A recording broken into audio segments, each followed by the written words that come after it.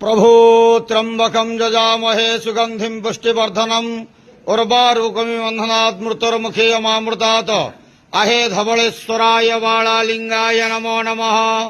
संसार सुखी रखन्तु।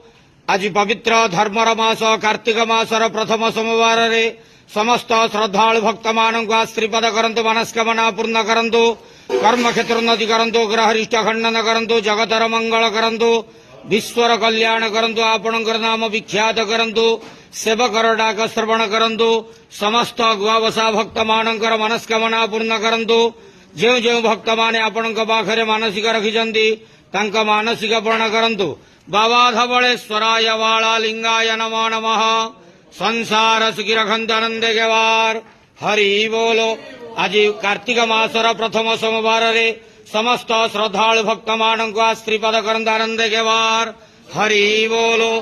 बाबा धवलेश्वराय बालालिंगाय नमो नमः।